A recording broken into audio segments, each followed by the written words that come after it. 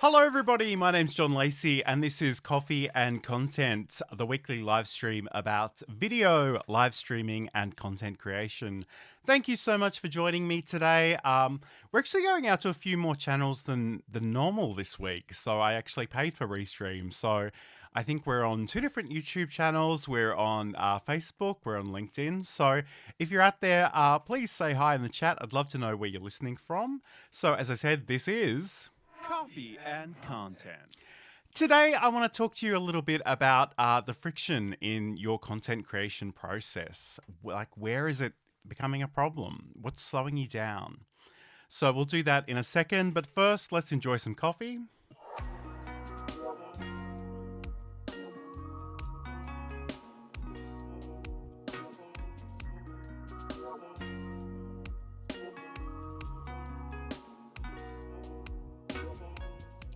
As we say here at Coffee and Content, through coffee, all things are possible. So, basically, before we even get into maybe the problems you might be encountering, the pain points in your content creation process, I want to really think about, what is actually stopping some of you from even getting started.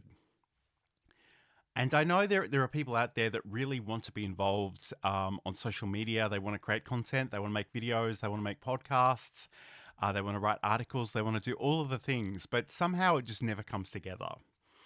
And there could be all kinds of reasons why this is the case. And I just want to unpack some of these today before we get started.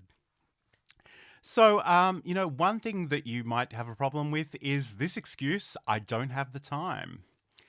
And this might be true. You may be really busy, and it's really enticing sometimes to think that we could batch 50 episodes over the weekends. But the truth is, we're all busy people. We're all doing a lot of different things. Many of us may have a full-time job as well as a side hustle of some description. So I think really you need to think about, taking advantage of the smaller moments during your week when they present themselves and how you can use that more effectively. I guess the other thing too is, sometimes it's just really important to break up the process and think about it in terms of different stages.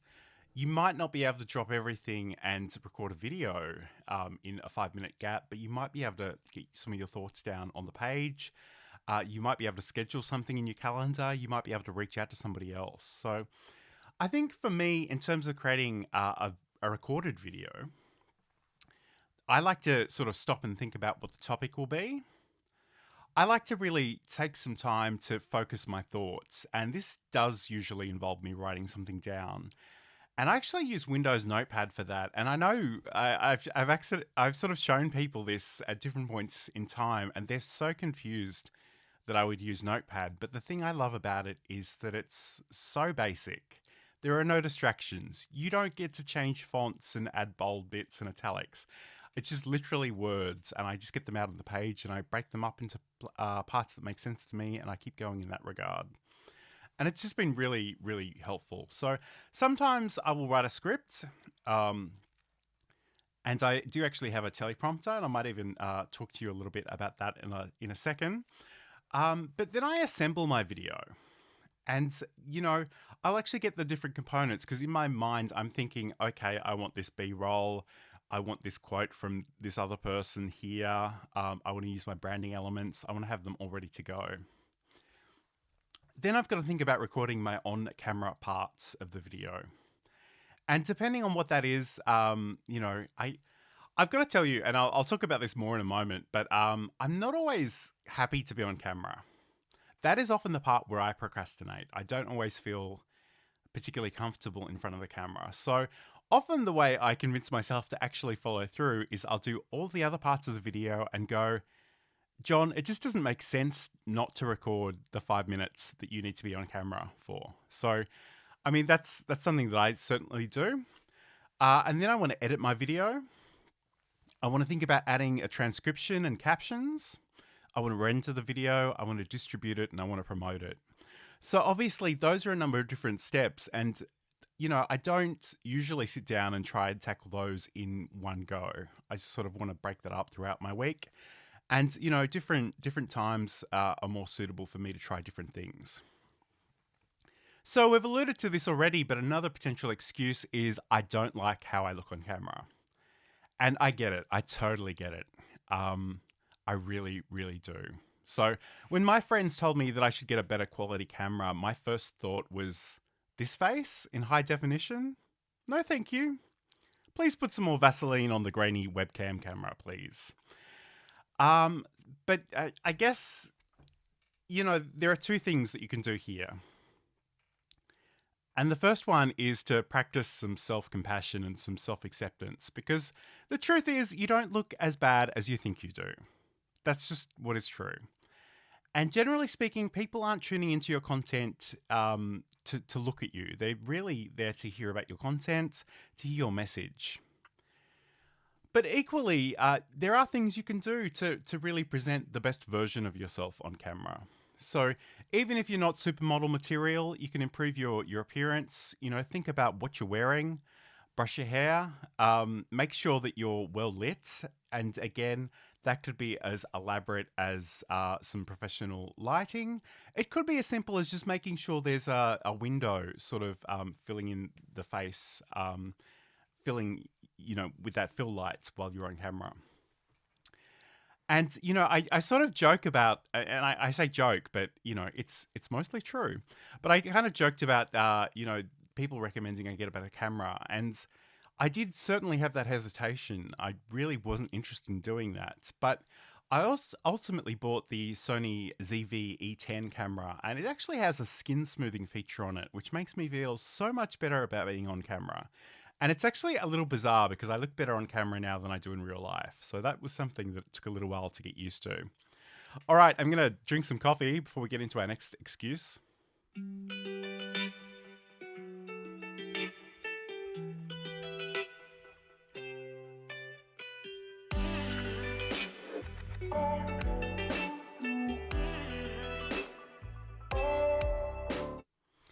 So this is Coffee and content. the weekly live stream about video, live streaming, and content creation. This week, we're talking about friction in your content creation process and some of those excuses that tend to crop up for people that want to create content but don't actually get started. Another excuse, and this is a huge one, is I keep getting distracted by shiny objects. Shiny object syndrome is a huge problem in the age of the internet. Every marketer in the world is playing on your FOMO, your fear of missing out. There's always a new piece of technology. There's always a new piece of software, a microphone, a camera, a new social media platform. They're all new. They're all exciting. They're shiny. But the truth is, the more your attention is divided, the less focus you have, and the less you will actually create. You have to actually say no to some things in order to say yes to other things. You literally can't be everywhere at once. And I really want you to take a moment to do a bit of soul searching on this one because it can be so tempting. It can be such a trap. And equally, if you're chasing trends, please be aware that these can be very short lived. You could be the flavor of the month for a few seconds, and that could be exciting because you do get a lot of feedback. You do get those vanity numbers popping up. But really, you want to think about the core of what you're doing and what you're building and the legacy that it can have. So, and I guess in terms of the content creation process, and of course, I use the expression content creation really loosely. It could be literally anything from writing a tweet to a novel to a short video. Your live stream could be anything at all. But whatever you're using to actually build those things, you will actually become more used to those things as you work with them more. And I think sometimes people will, again, that FOMO, you will hear something along the lines of this new editing software is really amazing. And it might be really good. But the truth is, the thing that you've been using for 6 months, you have a really good working relationship with that piece of technology. You know the keyboard shortcuts.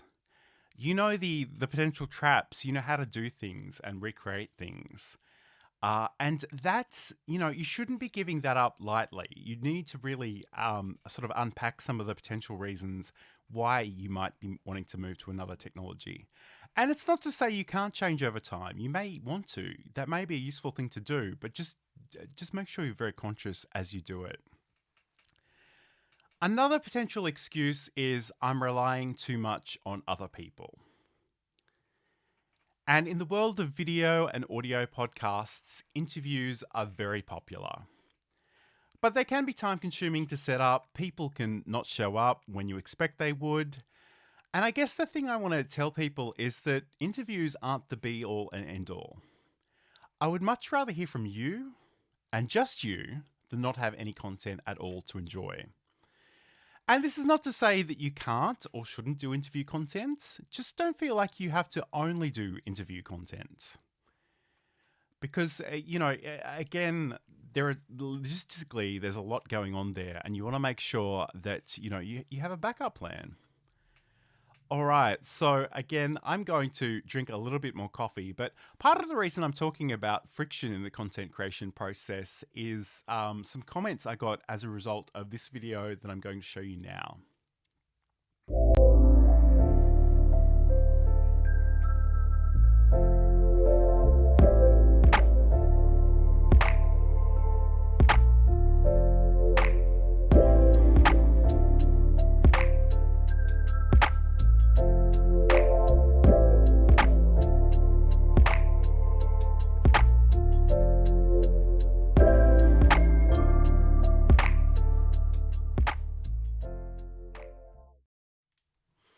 And that's a video that I shared in various places last week. And I had a few comments about it. And obviously, there you saw me setting up a green screen, turning on my Elgato stream lights, and just getting ready to go and bringing that information into OBS and setting up my scene. So the question that I initially got was, how long does it take you to get set up? And the truth is, it doesn't take very long at all. Because in that video, I sort of took the green screen down just to show you why I use it, what it's actually obscuring in the background. But to be honest with you, 99% of the time, it is just always up and ready to go. So I literally have to press that button on my phone to turn on my lights. I have to hit a switch on my camera to make sure that it is running. And then I can actually open up my software. And if I'm going live, I might be using OBS Studio. If I'm recording some pre-recorded content, I probably do that in Camtasia for the most part. So the point I wanted to make about all of that, though, is that these things are sort of in their own dedicated space, and they're ready to go at, really any moment. I do like to plan out some content, but every now and then I'll just have a bolt of inspiration, and I can do things really, really quickly. The teleprompter is an amazing piece of equipment, and it has actually helped me, because I think sometimes you want to just do things off the cuff, and that's great. That can be wonderful. That can be very natural.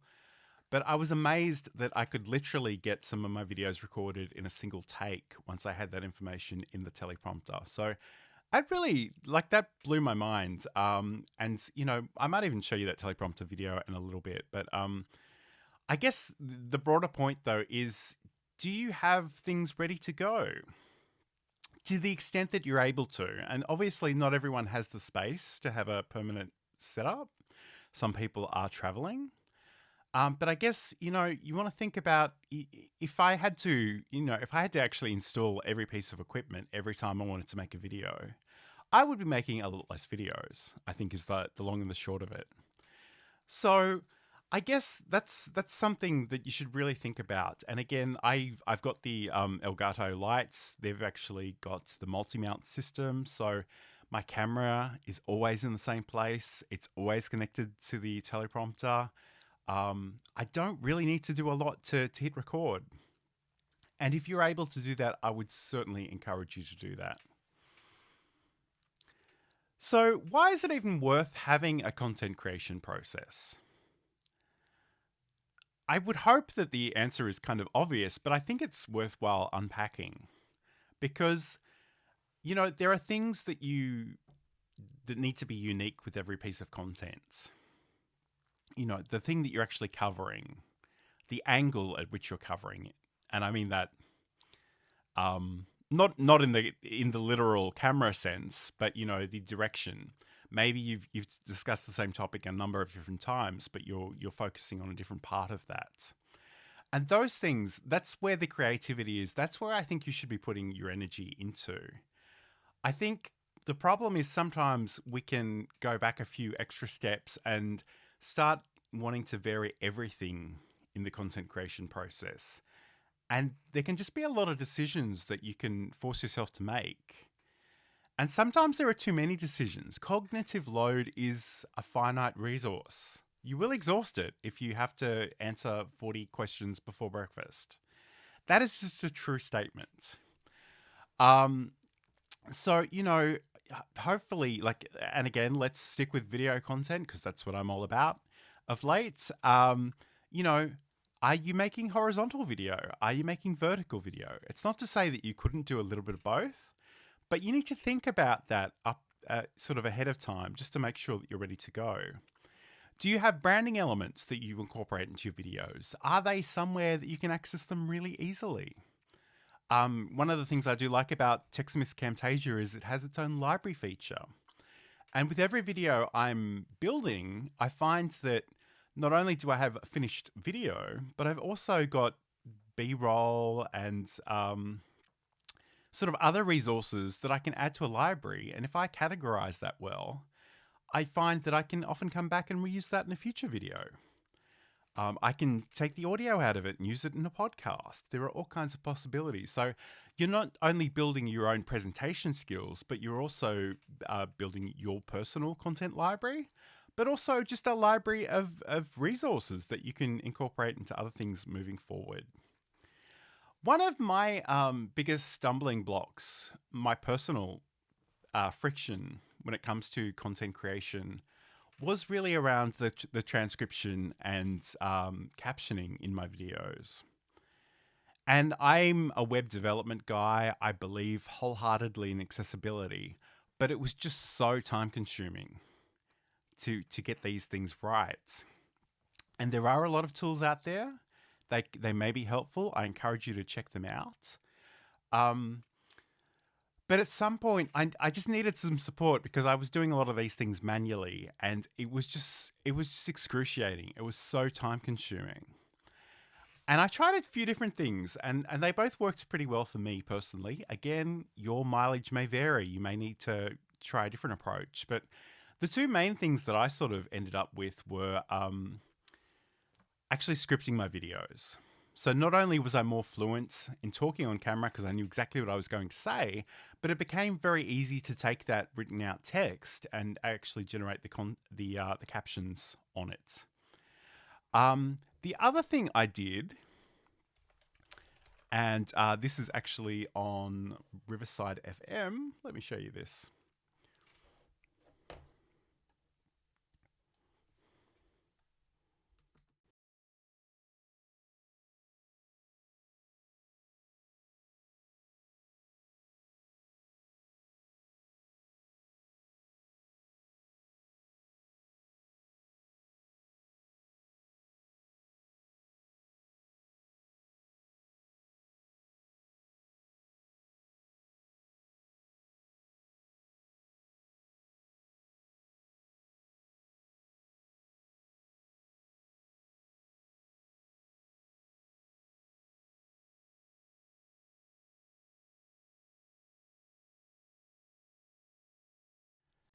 It is worth noting that these aren't perfect. These are IA generated transcripts.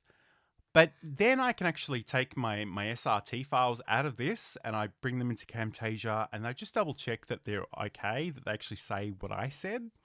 I can go in and edit those fairly easily. And that in itself just made such a difference to my video creation process because I want to make the content. I don't necessarily want to transcribe the content, but I do firmly believe that's important from an accessibility point of view. And even just because a lot of people will encounter your video content with the audio off for a number of different reasons. So again, that's one approach. I know there are so many other tools out there that are worth exploring. They might be right for you. I just found that easiest. And I do really like the captioning capability in Camtasia, so that's the way that I've been going. So I mentioned the teleprompter earlier. Let's check out the video about the teleprompter because it really has improved my workflow. Part of the reason I've been creating more video content lately is because I want to work on my presentation skills. I feel they're pretty good, but they could be better. Sometimes if I'm doing a software demonstration, there will be a million ums and ahs in there. And to be honest, it probably doesn't matter. To err is human. And the feedback I've received from people seems to indicate they don't care. But I kind of do. It bothers me. For this reason, I've been really interested in incorporating a teleprompter into my video creation process. Now, the thing that you need to know about most small teleprompter devices is that they're designed to attach to an SLR camera lens. This was never going to work for my little Sony ZV-E10 lens. What I was really interested in was finding something I could attach via the Elgato multi-mount system. And I don't know if you've been in this situation, but when I searched Google, I came up with nothing. So after looking at thousands of different models, I ended up buying this DesView T3S teleprompter. Side note, you will see this brand referenced across the internet as both DesView and BezView because of a pretty confusing logo. In reality, it seems to officially be DesView with a D. The thing that captured my attention about this particular unit is that there is a railing that acts as a support for both the camera and the teleprompter. In reality, it still needs a serious SLR lens to support the teleprompter, but fortunately it had a 1/4 inch thread at the bottom of the unit so I could attach it to an Elgato strong arm. Essentially what I ended up doing was using 2 strong arm mounts on the Elgato multi-mount, one slightly higher than the other for the camera, and the lower rung for the teleprompter. And this has actually worked really well. You can download the DesView teleprompter app from the Google or Apple Store, adjust your settings, add your text, and you're ready to go. This unit came with a Bluetooth remote. In the DesView app, the OK button at the top of the remote will act as a play-pause button, while the X and B buttons will take you back and forth in your script if you prefer to move manually. Of course, this kind of hardware and mounting equipment is an investment. If you're not ready to spend money, you can download the app or other similar apps for free and just put them as close to your camera as possible. They say the best camera is the one you have with you, so I'll just briefly mention a smartphone-only option: teleprompter for video. The free version will allow you to record scripts of up to 750 words. It has options for removing green screen and adding captions, and they're okay. They're not great, but just get started and see if a teleprompter would help improve your workflow. So there's something that's really helped my workflow is that teleprompter. And everybody, you're listening or watching. Coffee and content. And Garen Belaney's joining us in the chat, the Micro Studio guy. When it's time to go, grab your Micro Studio, as they say. He's asking about the hologram, John. So again, a little bit of fun in the editing of that particular video. He says we're really in the future. I love that. So today we've been talking about friction in the content creation process and some of the excuses that people make. And I suspect, Garen, because you work with so many different people, many of whom are probably quite new to actually using video technology, you probably have some great examples. So hit me up in the chat if you've got some examples of that, because I guess there are so many different parts to this depending on what you're attempting to achieve. So you just got to really think about what is slowing you down and how you can either stop doing that entirely. Maybe you can outsource that to somebody else to do. Maybe there's a more efficient way of doing it. I guess one thing, and I have mentioned this in previous sessions, but it might be worth revisiting, is that, one of the great things about video content is you have the opportunity to incorporate a video thumbnail. So, and I've spoken about this before, but just for argument's sake,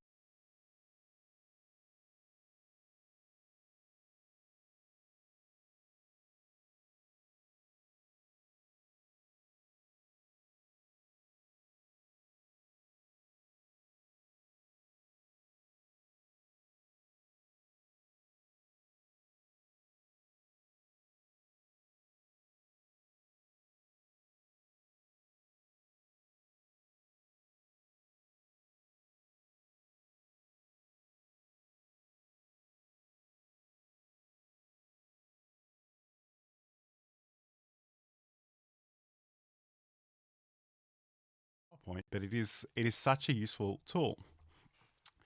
So again, think about what is the hold up in your particular content creation process. And if you want to have a chat about it, please get in touch. If you go to my website, which is johnlacey.com, you can sort of find all the social media things on there to reach out to me. I'd love to hear more about any potential issues you might be experiencing, or even just any things that you have found to actually have helped your process in terms of getting things done. Because I think, and I'm as guilty of this as anybody. Like I do expect very high. I have high expectations of myself, and sometimes that's just a disaster in terms of being perfectionistic, not actually starting when you need to start, not getting things out when you need to get them out. So that's a whole other thing, and maybe we can talk about that in another session moving forward. But thank you so much for joining me. Thank you to those who joined me live and for those that might be catching up to the recording later on. I really appreciate your company. I know there are other places you could be. Just remember, with coffee, all things are possible, although there's not much left in my cup right now. I'm going to go and enjoy the rest of this and hope that you have a great weekend. And look forward to your company maybe next week if you know if you want to hang out. I do this every Saturday in Australian time, although I realize time zones are funny things, and there's a good chance you're still doing Friday. All right, have a great day, have a great weekend. I'll talk to you again soon. Thank you so much for your company.